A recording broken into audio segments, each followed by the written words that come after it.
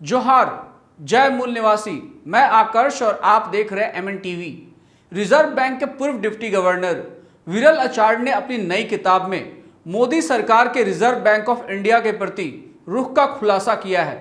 अपनी किताब में विरल आचार्य ने रिजर्व बैंक के पूर्व गवर्नर उर्जित पटेल के समय पूर्व इस्तीफे का भी जिक्र किया है।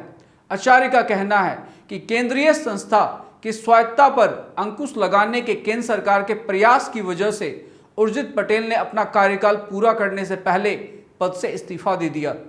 आचार्य ने लिखा कि केंद्र सरकार चाहती थी कि रिजर्व बैंक लोन न चुका पाने वालों के प्रति नरम रुख अख्तियार करे। इतना ही नहीं, सरकार चाहती थी कि बैंकों की तरफ से कर्ज देने के नियमों में भी ढील दी जाए। किताब की प्रस्तावना में विरल आचार्य ने सरकार की तरफ से अधिक मॉनेटरी और क्रेडिट स्टिमुलस को लेकर भी सवाल उठाए हैं।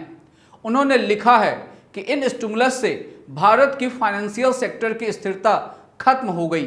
पिछले एक दशक में स्थितियां मुश्किल हो गई।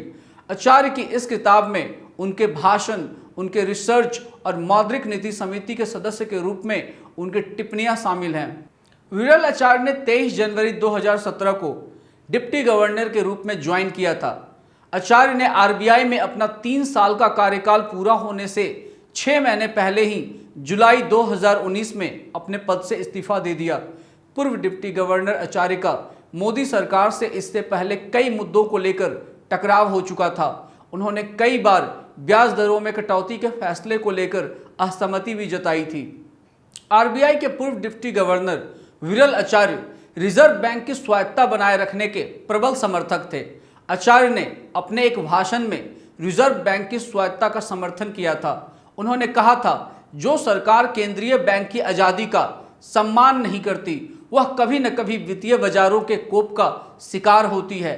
ऐसी सरकार अर्थव्यवस्था की बदहाली को बढ़ावा देती है और एक दिन इस बात के लिए पछतावा करती है कि उसने एक महत्वपूर्ण नियामक संस्था को दबाया था।